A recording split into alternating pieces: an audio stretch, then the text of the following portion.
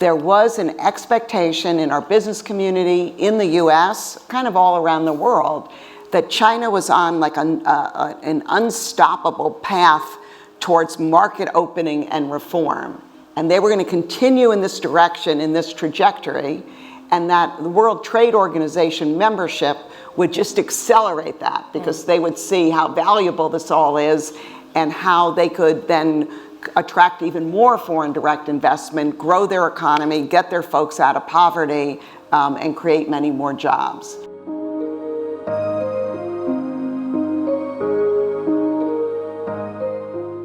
Once upon a time, way back in 2001, China went to a big party with all the other nice economies.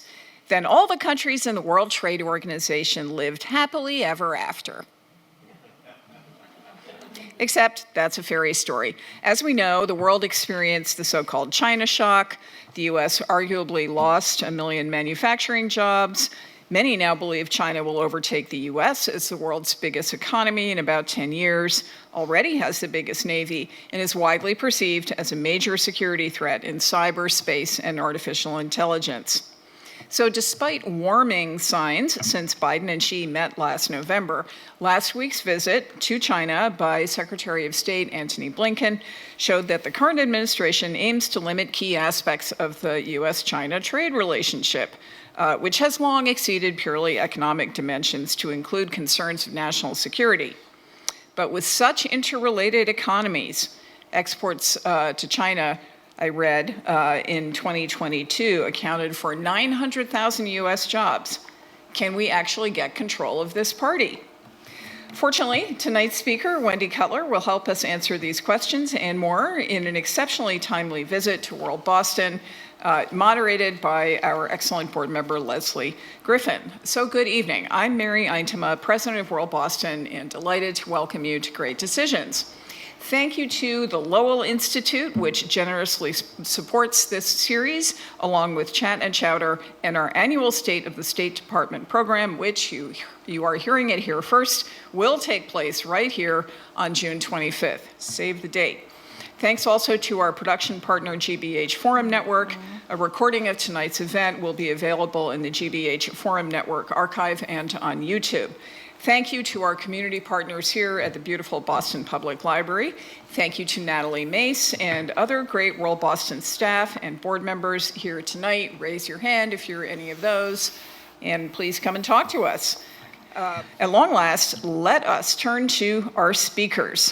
For the sake of time, I'm abbreviating their impressive biographies, but you can find them at worldboston.org. Tonight's program is moderated by a member of our very own board of directors, Leslie Griffin. She's a principal of Massachusetts-based Alinea LLC, which provides strategic communications to support clients. She was previously Senior Vice President for International and Public Policy at UPS, Vice President for International Government Affairs for New York Life Insurance Company, and Managing Director, this is particularly relevant, for Asia at the US Chamber of Commerce. She is also president of the National Foreign Trade Council Foundation and co-founder of Women in World Trade. Wendy Cutler is vice president of the Asia Society Policy Institute and the managing director of its Washington, D.C. office. She focuses on leading initiatives that address challenges related to trade, investment, and innovation, as well as women's empowerment in Asia. She joined ASPI following an illustrious career. We were jumping around in the office when we heard that that Wendy could join us. An illustrious career of 3 decades as a diplomat and negotiator in the office of the U.S. Trade Representative, where she also served as acting deputy U.S. Trade Representative. She worked on a range of bilateral, regional, and multilateral trade negotiations and initiatives, including the U.S.-Korea Free Trade Agreement, Trans-Pacific Partnership, U.S.-China negotiations, and the WTO financial services negotiations. You probably have seen her in the press and heard her as well. She did an interview last week on BBC. So clearly we're in very good hands. I'm very glad to hand it over to Leslie and Wendy. Okay. Thank you.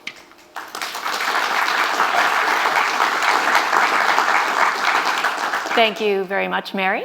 Good evening, everyone. I have been looking forward to this conversation with Wendy because those of us who came up in the international trade field in DC have for a long time looked up to her, and we are really in for a treat to get to hear from her tonight. Welcome to Boston. We have a lot of content to cover, so we're going to dive right in, and we thought we'd take you on an arc of sort of how we got here, where we are today, and then end with a little bit of a look ahead of where things might be going before we turn to your questions. So to set the stage for our conversation, kind of how we got here, I thought we'd start back in the 1990s when China is really starting to liberalize its economy, starting to open its market in anticipation of doing what Mary alluded to, which was join the World Trade Organization. So they had to align all of their laws and rules with global trade norms. They finally achieved that access to the WTO in 2001. In that less than a decade, foreign direct investment doubles into China. And I think there was a legitimate hope that China was on a market-oriented path. Certainly in the business community, that was the case. So my first question to you is, what happened? Were we all wearing rose-colored glasses back then, or did something material change?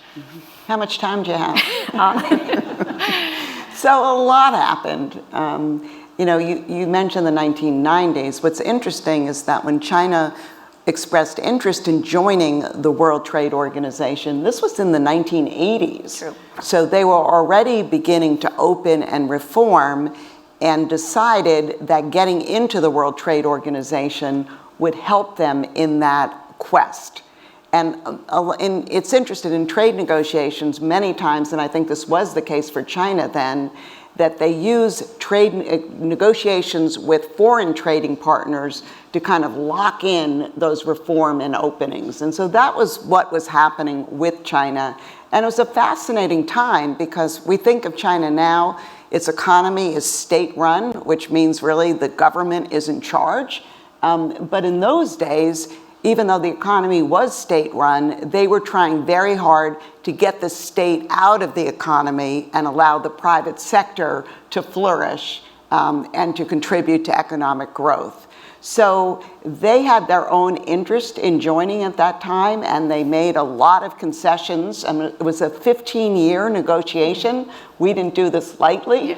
We put them through a lot. There were a lot of ups and downs. And the world trading community wanted China in the WTO because the feeling was that this would ensure or at least give confidence that they would live up to the rules of the World Trade Organization, and we'll get to that later in the conversation, I'm sure. But there also was an expectation, and this is where we get to the rose-colored glasses. I think at that time of China's accession to the WTO, there was an expectation in our business community, in the US, kind of all around the world, that China was on like an unstoppable path towards market opening and reform. And they were going to continue in this direction, in this trajectory, and that the World Trade Organization membership would just accelerate that because they would see how valuable this all is and how they could then attract even more foreign direct investment, grow their economy, get their folks out of poverty, and create many more jobs.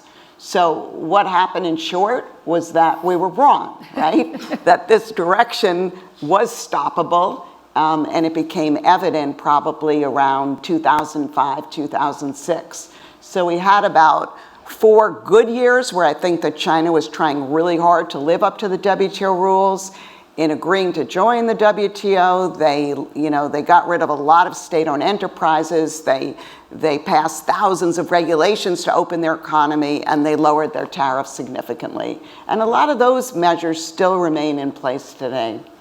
And I think we're going to talk about this a little bit later, but I think Xi Jinping coming to power in 2012, that also marked a pretty fundamental kind of change in some of the ways that they were looking at. Absolutely, yeah. But a lot of people will turn and say, well, Xi Jinping, he turned this all around. And I think my point is there were signs even earlier that maybe they weren't totally comfortable with that market opening and reform agenda and started retreating from that as early as 2005, 2006. So that's a good transition to to my next question, which is, so China starts backsliding. They start to see large and growing trade deficits with the United States. So that puts the onus on U.S. administrations to start to develop a toolkit of how are they going to get at these growing thorns in the economic relationship. And they try different things, right? So they try these new big strategic dialogues where all the ministers come together once or twice a year to talk about these problems. They bring cases at the World Trade Organization to try to take them on in the kind of court of law for trade, launching trade negotiations with like-minded countries, not including China. So they try a lot of things, but I think probably the most memorable attempt to get at sort of these growing trade challenges, it was in the form of our most recent president, right? When it was front page news frequently that he was going to take unilateral actions. He was the self-proclaimed tariff man, right? Dramatic ups and downs in the trade relationship, and and also like sweeping imposition of tariffs. So when Joe Biden comes into office, I think a lot of people thought that we're going to see something very different now. Okay, that dramatic period is over. We're going to come back to something resembling sort of a normal way of managing trade tensions with a partner. Was that the case? Has that been the case? Why or why not? But you're absolutely right that, well, number one, first, from like 2001 to about the Trump presidency, we tried very hard and tried kind of different approaches to work with China. And one was to kind of bring all of the ministries together, have an event of like 100 people on our side, 100 people on their side, and try and work through some problems. And I think maybe in the beginning, there was some feeling that progress was being made. But over time, and particularly towards the end, I think there was a growing recognition in the U.S. that China was not really serious about making any concrete moves. They were more interested in just talking and then quietly doing what they wanted to do, which was to really try and move up the value chain and to become dominant in a lot of technologies. We also tried to, what you mentioned, in the WTO, there's what's called a dispute settlement mechanism. So you can take another country to a panel of experts who basically rule on the dispute if you think a country is violating the WTO rules. And we did that, and we had a lot of success.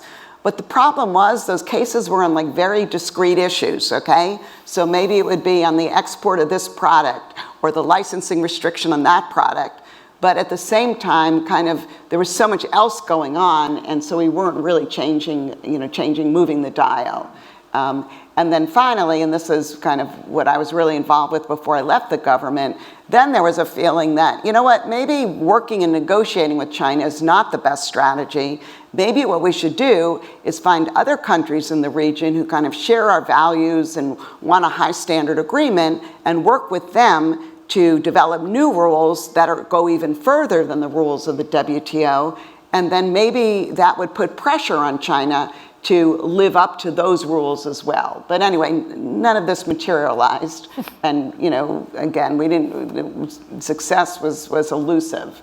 But when Trump came in, I think there was a feeling that, number one, he had felt very strongly, and he still does, about trade. And I think it's not just China. I think a lot of his views on trade were shaped during the Japan trade war years in the 80s. And I think he just had this feeling that these other countries were really eating our lunch in these trade agreements. They were getting all the benefits, we were losing.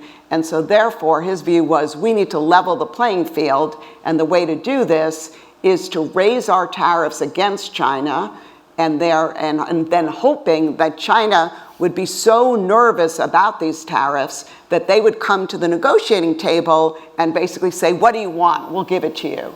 Yeah. That did not happen. And how China responded by actually putting their own tariffs on U.S. imports. And then we ended up into this spiraling kind of trade war with tariffs imposed on about $350 billion worth of Chinese imports. A lot of people expected President Biden would come in and he would lift these tariffs. And that did not happen. These tariffs, for the most part, remain in place. And they expected other kind of more conciliatory moves towards China. That did not happen either.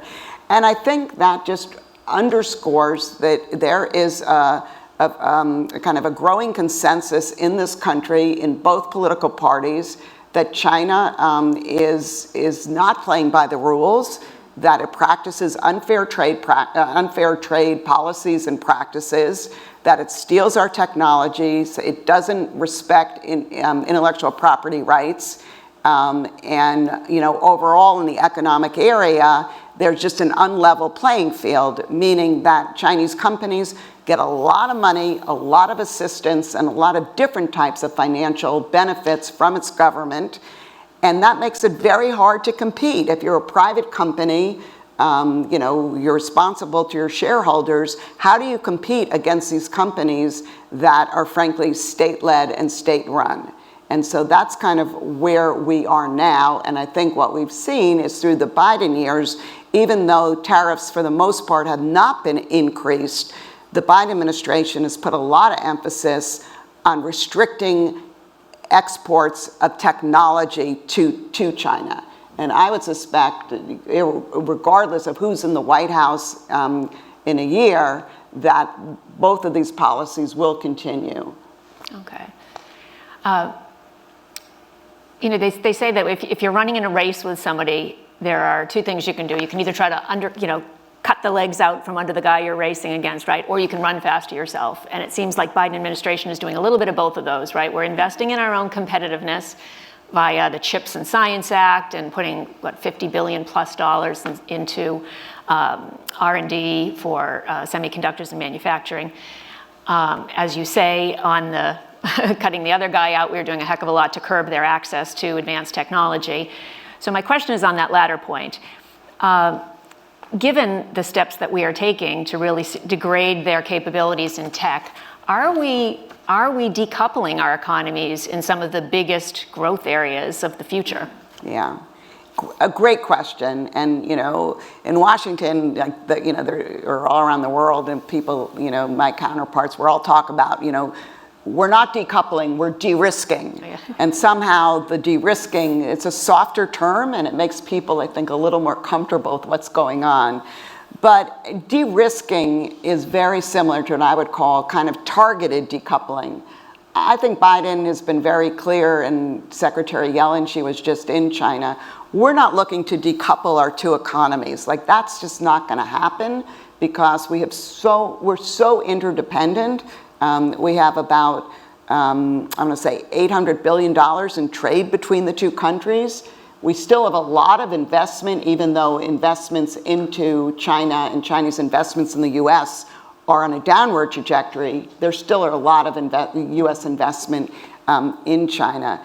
And so the question is, can you proceed in a relationship and kind of cabin off those areas that you have the technologies you have national security concerns with, and yet let trade flow in all these other areas with very few restrictions? And that's been a challenge. And one of the huge challenges in trying to implement this policy, which is called small yard, high fence, is that this yard of the buckets of products we want to restrict is becoming larger and larger. And if you add on that, the challenge is that many technologies these days are dual use, meaning they're for military purposes, but they're also for commercial purposes. In the old days, when we used to restrict technology against the Soviet Union, it was a lot easier because you look just at the military application. Yeah. But now it's where do you draw that line? And that's why policymakers are struggling with this idea, or with the challenge of how do you restrict certain technologies, but yet let trade flow in the other areas that don't have, where there are no national security concerns. Well, that is exactly where I was going to go. Okay. So, I mean, you were not only on the side of things where you were executing trade policy, you were a part of formulating trade policy over the years, and there is that inherent trade-off between economic opportunity and protecting your national security. And as Mary said, I think U.S. China Business Council was the one who had that stat that 900,000 jobs are supported by US exports to China. Even in technology, there are those who argue that by restricting tech companies from leveraging all that the China market has to offer, they're missing opportunities to make profits that will be plowed back into their own R&D and allow them to keep their competitive edge. So how do you think about those trade-offs? Yeah, so I will say, having been inside of many rooms where these policies were decided on, policy making is tough. Yeah. Like the decisions are not easy because you generally have competing interests, or you don't want to sometimes move too quickly against a country if you need other things from them. And so in these policy meetings, different agencies, different government agencies will come into the room with kind of different equities, okay? And different people will argue different things. And that, it was always a real challenge when it came to China of how tough we should be versus, we don't want to kind of, shoot ourselves in the foot. And, if you take, for example, a lot of the tariffs that were put on by the Trump administration, I think the first group of tariffs that were imposed, which was which accounted for about $50 billion worth of Chinese imports, was very targeted, and it took the policymakers a long time to come up with the list because they wanted to make sure that they picked products that would hurt China and hurt their quest to become global dominant leaders in certain technologies. But they also wanted to avoid hitting those products and putting tariffs on those products that would hurt the U.S. consumer or hurt the U.S. companies that are using these inputs or machinery to make stuff. And so when it was $50 billion, it was easier. But then once China counter-retaliated and Trump then felt he needed to put another $100 billion worth of tariffs in, that's when it got kind of messy because we started imposing tariffs against products where we're hurting more than China.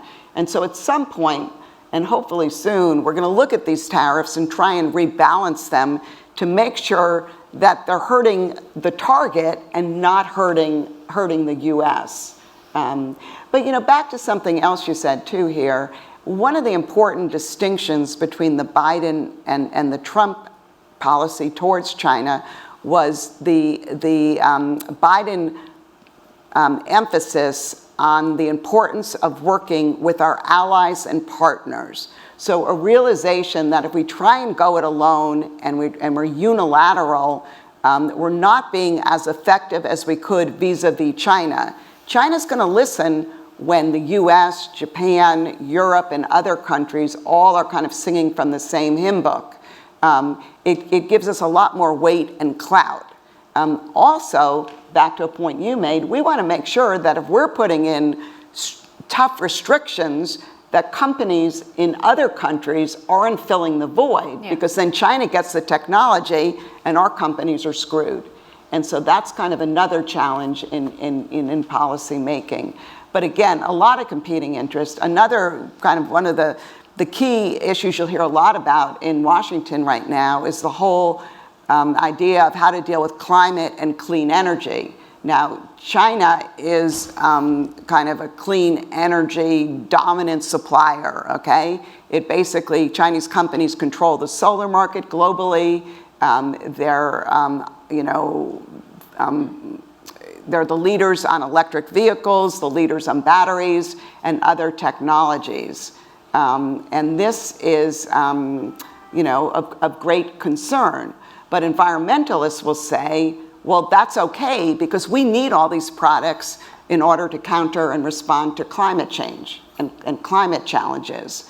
And so there is a debate going on now that if we keep these Chinese products out because we don't want to be dependent on them, are we shooting ourselves in the foot on our environmental goals? Mm-hmm. And so trying to balance them has been a real challenge, and there's not a great answer to that. And so given that we are trying to promote certain aspects of a commercial relationship and sever certain aspects, right? So on balance, where are we right now, would you say? It seems like both sides seem to be trying to stabilize things, lots of high-level visits going back and forth. Where would you say So the word everyone uses when they talk about U.S.-China relations is we're looking to stabilize the relationship. We're looking to put a floor on it and put guardrails. So to avoid a situation where our relationship gets so bad that it kind of we veer into unintended conflict or maybe intended conflict. But the idea is that I think both sides realized about a year and a half ago, that we needed to kind of figure out how to work together. We're not talking about improving the relationship. We're not talking about strengthening the relationship. It's all about stabilizing, managing the relationship, and opening channels of communication. I mean, it got to the point for the first 2 years of the Biden administration, there was very little communication between not only senior people, but working level people. And so if a crisis were to happen, who do you call? Who do you know? Who do you reach out to? And I think for the US, that became one of the main reasons that we approached China to see if we could start engaging with them. China had its own reasons for wanting to engage and stabilize the relationship, and that had to do really with their economic situation. China's facing a lot of economic headwinds now, including a property market in crisis. And why property? Property represents about 25% of China's GDP. So if that market's not doing well, that reverberates through the whole economy. You also have an economy where there's high unemployment, particularly among the youth. There's very low consumer confidence. There was great expectations coming out of COVID that China, like the US, once the barriers were lifted and everyone could go outside again, that they would just shop, go out to restaurants, etc. But in China, that never really took off. The consumer confidence is pretty weak, and it's weak because it has a weak social safety net. So all of these issues are kind of related, and they're very difficult issues for Chinese decision makers, policymakers, to wrap their hands around at a time where they also want to ensure party control by the CCP and to make sure that they don't lose control of the society. So China, Xi Jinping, looking at his economy, needing more foreign direct investment from the US and other countries, I think that China realized that it was in their interest to also stabilize the relationship so they could focus on improving their economy, but also try and encourage not only new foreign direct investment, but also to try and discourage our companies that are in China not to leave, not to go to other countries to invest. And that is a trend that is happening as our companies are looking to diversify. They're moving to Southeast Asia, Mexico, and elsewhere, India and elsewhere. Great. So this is going to be my last question, so I would encourage you all to start to get ready for your questions. But we are 6 months out now from an election. So I would be curious to ask you... Don't ask me who's going to win. Who's going to win? No. No, I would ask, one, like how central do you think China will be in the election? And then two, maybe you can spend a little bit more time on the question of what sort of directional changes do you think we could expect from either a second-term Biden administration or a second-term Trump administration? So typically, foreign policy is not a defining issue for voters in polling booths. That's not the issue that they vote on. All that said, I think if there were any foreign policy issue, in addition to the active conflicts going on in Europe and the Middle East, I think China is something that's on people's minds, and people are concerned because it has such an impact on our economy. And so I don't think it's going to be a defining issue, but I also suspect we'll hear discussions about China in the debates or in different appearances by candidates. Now, Trump's already talking about China. And as the tariff man, he's already threatening new tariffs, including a 60% tariff on all Chinese imports. And that would be added on to the current tariffs. So basically, let's just say if a tariff's at 25%, you put 60% on, that's 85% if my math is right. that's pretty prohibitive. Like that's a huge price tag, a huge tax. And so that could really hit Especially with China global hard. inflation. I thought we were all fighting global inflation, but Right, we're going to put right. all these tariffs. Right. So that would hit China hard. He's also talking about putting a 10% tariff on all products against all countries, including our allies and partners. And that would really complicate his administration's ability to work with our allies and partners. Because on one hand, you can't just say, we're hitting you with tariffs, oh, but by the way, can you cooperate with us on China?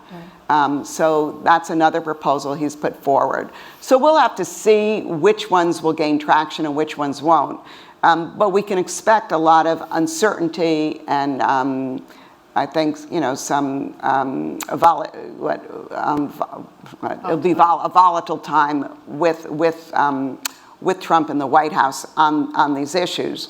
The other thing I'll be watching is because on one hand, Trump loves tariffs. On the other hand, he's transactional and he likes to do deals. And he did a big deal with China, the Phase 1 agreement, during his presidency. And the question is, will he try and do another big negotiation with China?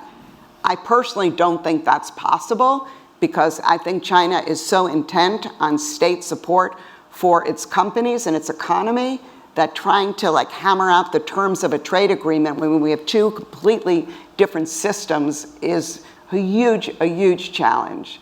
I think if Biden wins, we will continue to see the move towards selective decoupling, more technology restrictions, but continuous engagement with China on all aspects of the relationship, recognizing keeping these channels of communication open is really important. But I think with both, we will see tariffs. The tariffs will either stay or they'll be increased.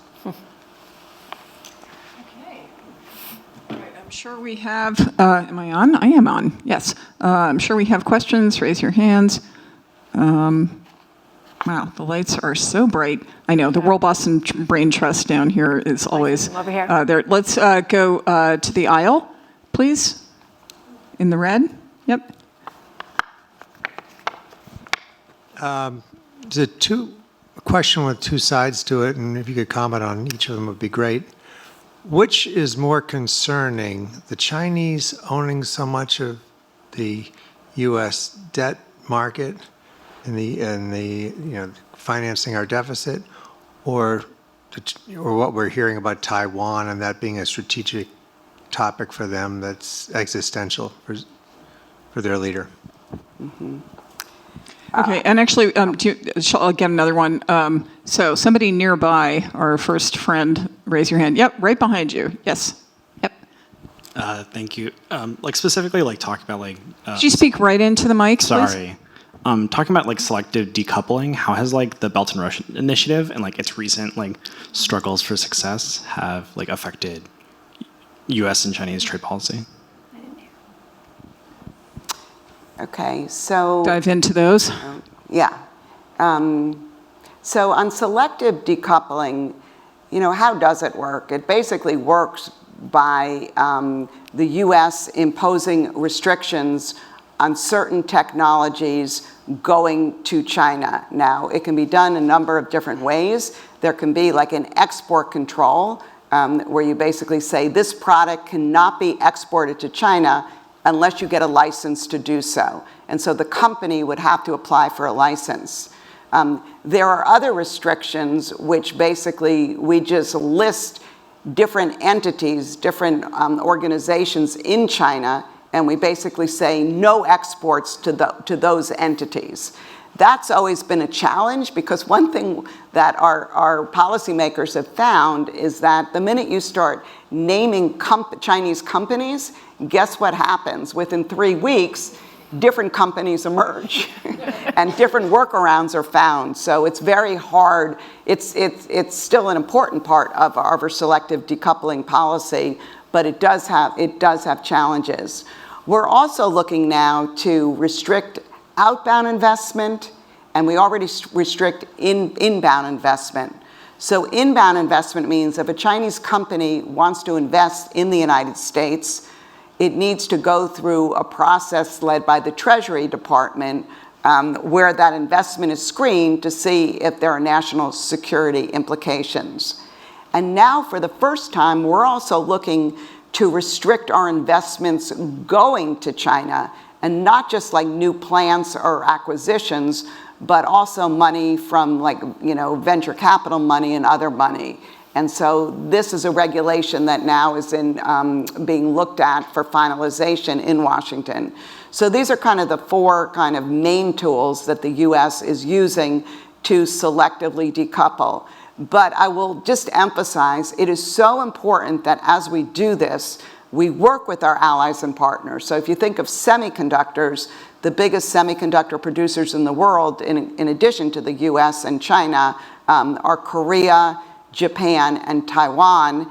And then if you look at semiconductor equipment, there is a company in the Netherlands which basically controls one of the most important machines to make semiconductors.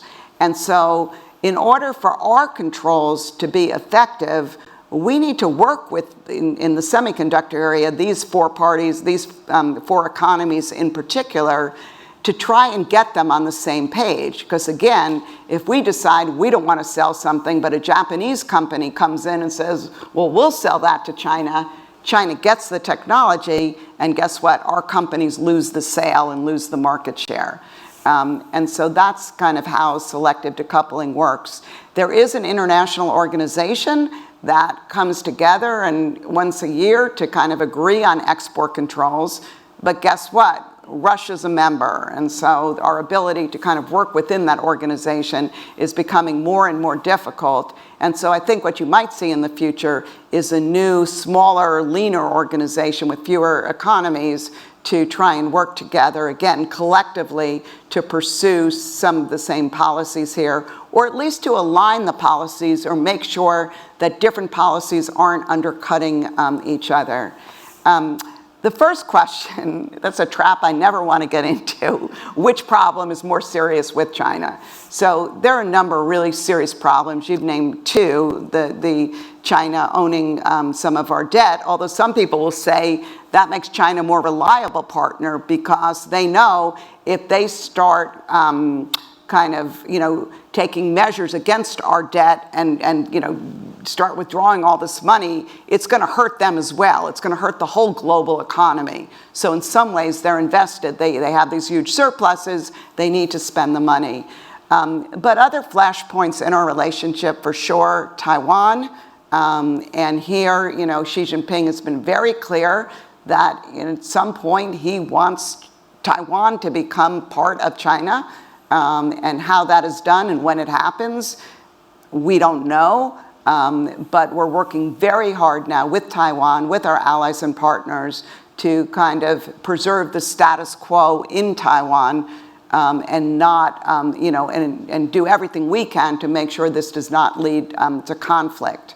The other just big area, big flashpoint in our relationship I just put on the table now, which is of great concern, is this issue of Chinese overcapacity of certain products, primarily, like you'll hear a lot about electric vehicles and some of the combustion engine vehicles, but also batteries, solar, steel, where they are making a ton of stuff in China. They have weak consumer demand, but even if the consumer demand in China was stronger, they could not consume everything they're making. So they're selling all this stuff abroad, and there's a real concern, and not only by the US, but in Europe, South Africa, Brazil, etc., that China is what we're calling dumping these products into third countries. Dumping means basically, in trade talk, when you sell a product for less than it costs to make. And so it's kind of predatory pricing. You dump, your prices are lower, then the competitors are forced, they can't compete, they leave the market, and guess what? Then you're the dominant supplier. And we've seen that in the solar industry in particular. Countries are also taking actions against China for their subsidization. And that means that, and this is allowed under the WTO, if you can prove a country is subsidizing meaning, giving financial support to their companies in accordance with very detailed rules, you can take actions against them, basically impose tariffs to kind of level the playing field. So let's just say the subsidy accounts for X billions of dollars. You try and impose tariffs, which would, have a level playing field, which would, make the product kind of cost the same thing. And so we're seeing that more and more. And when I look over to the coming year, I think this overcapacity issue is going to become a bigger and bigger problem. Okay, so we'll get a few more questions. All right. We will, and also if there's any students, I will call on you. So you can, identify yourself as a student somehow. Okay, we'll go to Ed, and then let's get another question nearby-ish. Okay, right here. Come on in. I don't need a microphone. Yes, you do. We can't hear you on Zoom without a microphone. Go right ahead, and we'll do two at once. So. Thank you very much for your talk today. I have a question relating to a very specific company. I'm curious how much effect you think this will have on trade, the TikTok issue. It seems to be, we finally see some bipartisanship in Washington. Both sides agree that they're very adamant about this. It's going to have to be sold. There's no question about it. Okay. What do you think this will affect, what effect that will have on our trade relations in general with China? Great. You touched on property ownership. How much concern should there be about their purchase of property, particularly farms and large open spaces? Or is it easy enough for a country to take back its land? So first on TikTok, as many of you know probably just last week, the president signed into law as part of a much bigger package, legislation which basically forces TikTok or ByteDance, the Chinese owner of TikTok, to sell TikTok to a US company. If that doesn't happen, then we would ban TikTok. And I think there's like a 6 to 9 month window for this. China's not happy about this. My personal view is in the larger scheme of things, this probably doesn't rise to the top, but it's just another issue that kind of is on the list of Chinese grievances against the United States. I've also heard that China, I think, has made public that it is not going to let ByteDance sell the company, and in particular will not let ByteDance sell the algorithm which allows TikTok the success that it has. And so watch this issue over the coming months. I think this will be an issue of friction between the two countries. But again, my view is it doesn't really rise to the top. With respect to the second question, I know there is a lot of concern, and particularly in Congress, about Chinese companies or Chinese entities buying land or buying real estate in the United States, particularly near military bases or like on agriculture land, et cetera. There is pending legislation which would ban many of these sales. I think in Florida itself, like Florida's already banned any Chinese investment, but I think that we're going to see more and more pressure to do so because I think there's growing concern that Chinese investment here, the Chinese companies here are collecting a lot of data which they'll send home, that they may use the purchases of land or other entities to spy on military installations, and other concerns. And so this is something I think we'll be hearing and seeing more about. I think we should be concerned, but I also think that there's a danger of kind of just hysteria over this issue as well. Okay, great. So we're going to get 2 questions from Zoom now. I'm taking a Zoom question from Rhonda Hungerford. Did we shoot ourselves in the foot when we chose not to participate in the Pacific Alliance of Economies a few years ago? And the second one is from Yue Gu. Will the increasing relationship between China and Russia affect any US policies about China, and how? 2 easy ones. And how what? Oh. Sorry? Okay. Go ahead. Yeah, So- Natalie's just saying 2 easy questions. Oh, too easy. Okay, I'm sorry, I didn't hear that. Yeah, really easy. So the China-Russia issue was top of agenda for Secretary Antony Blinken's visit to China last week. And the concern now with the China-Russia relationship is that China is selling a lot of stuff to Russia, allowing it to continue its military operations. And so that while it's not selling actual weapons, it's selling the inputs that can be used for these weapons. And so we have delivered, both Secretary Yellen and Secretary Blinken have delivered pretty stern messages to China that there will be consequences if they continue their efforts to kind of reboot and revitalize the the Russian military base. The other question is one near and dear to my heart because I was a negotiator of the pact you mentioned, the trade agreement, the Trans-Pacific Partnership Agreement. This was an agreement that was started under the Bush administration, concluded during the Obama administration, where the United States worked with 11 other countries to achieve basically a very high standard trade agreement, which would have, again, brought us closer to those countries and really set the rules that we negotiated as the rules of the road for trade in the region. The agreement became very controversial once we came home from the negotiations, and there was a lot of concern that this agreement was not in our interest and that it had negative consequences.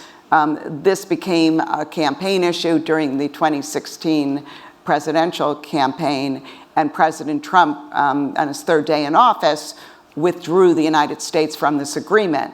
Now, subsequently, Japan, one of the other 11 countries, it decided that this agreement was still in the region's interest, and so it led the charge, got all the other countries to agree to put the deal in place. It's been in place now for 5 years without the United States, and it's hurting the United States in that we don't get the benefits of this agreement. All the other countries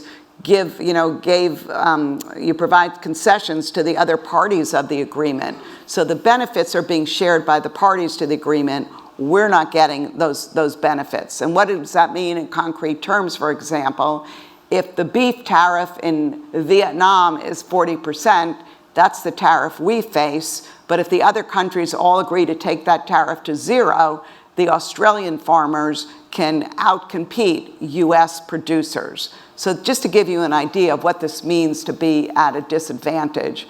Also, geopolitically or geostrategically, it really puts us at a disadvantage. We're very active from a security aspect in the Asia-Pacific region, but when it comes to economics, because of our concerns about opening our market further, we're not able to engage with countries on trade. These countries in Asia really want to work with us on trade, and without a trade agenda, we are seeing China becoming a lot more active in the region and also concluding trade agreements without us, which will also lead to stronger supply chains between the Asian countries and China as they get rid of barriers through these trade agreements among themselves. Great. Okay, so let's go back to our room for some questions.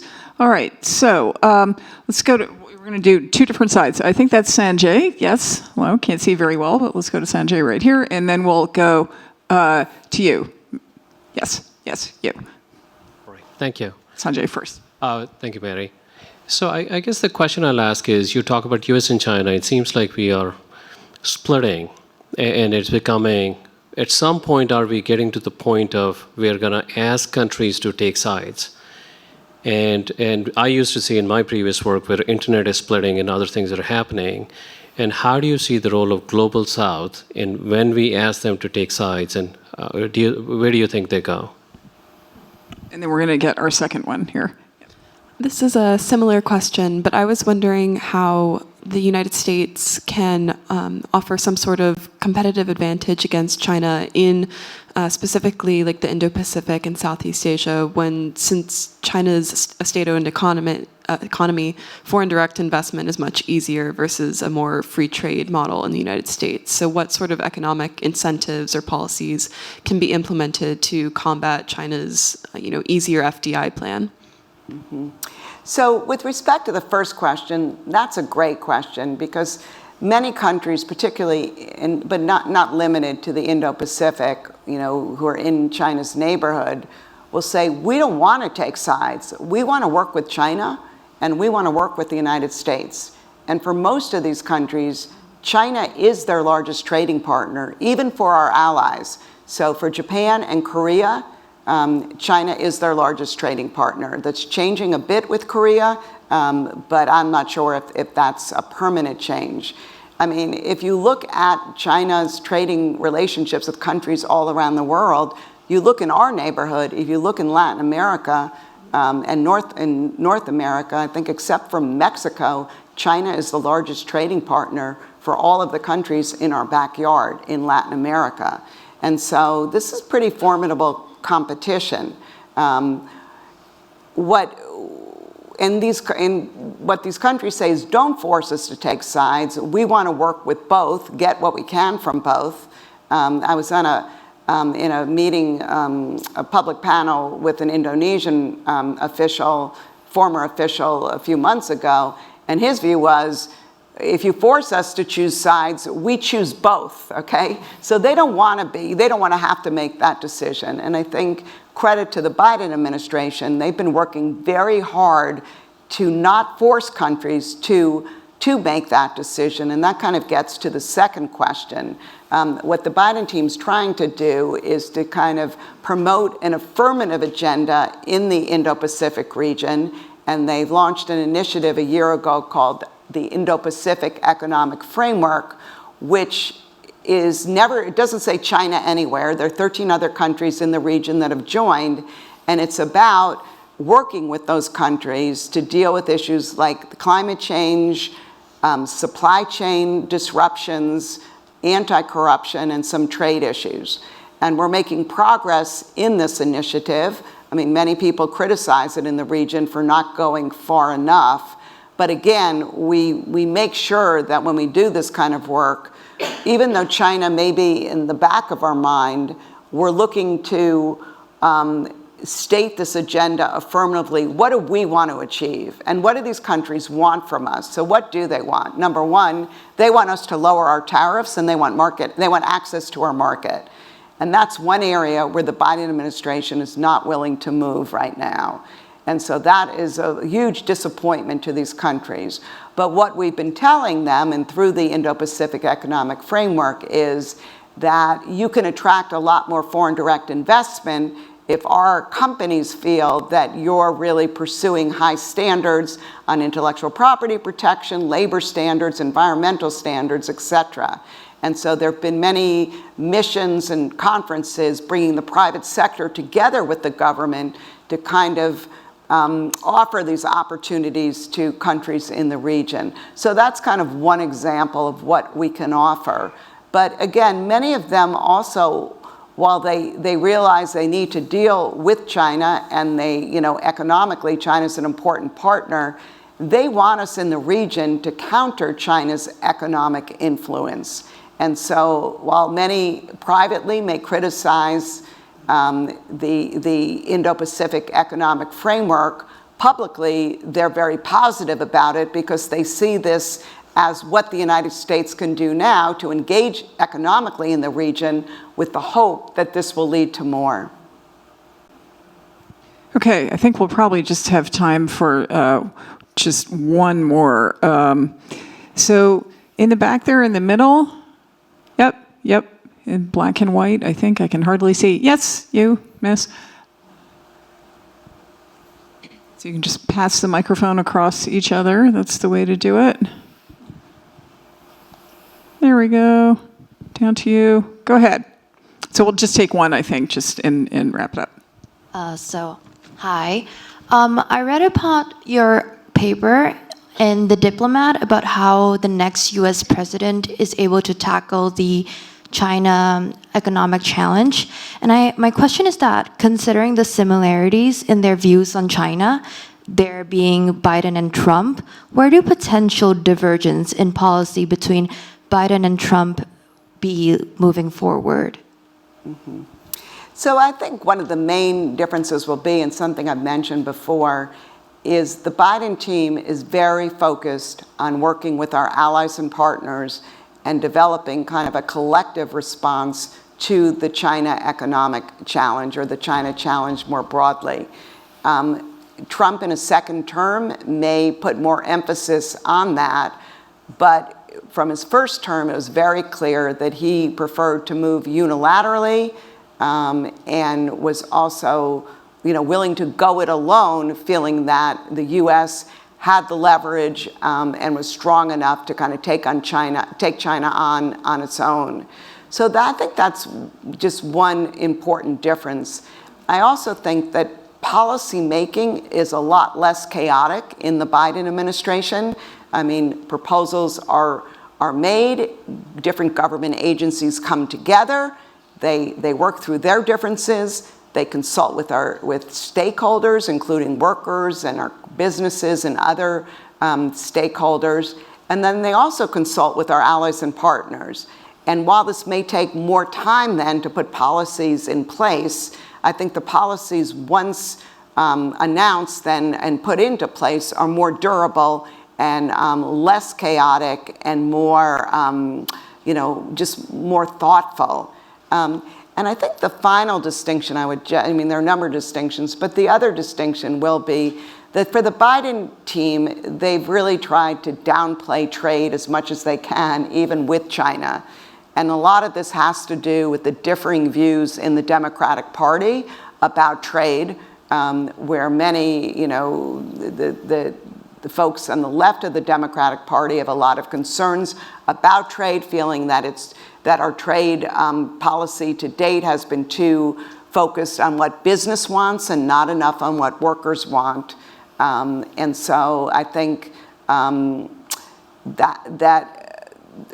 so for the Biden team, they're going to continue to look at the overall China relationship, with trade as just one part of that relationship, and frankly, not necessarily, the most important or one of the most important parts.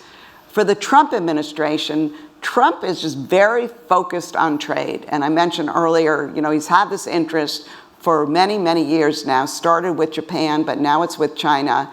And so, a lot of my friends would say who work for the Trump administration that in some ways trade policy was his foreign policy, and he would sit down with leaders from other countries, and in his talking points would be, we have a trade deficit with you of XXX billion, what are you going to do to bring that down? And so the trade issues were front and center. And I think that will probably happen again in a Trump administration. And the reason I say that is because when he talks about China now, he talks a lot less about Taiwan, but a lot more about tariffs. Okay, ladies and gentlemen, please join me in thanking Wendy Cutler and Leslie Griffin.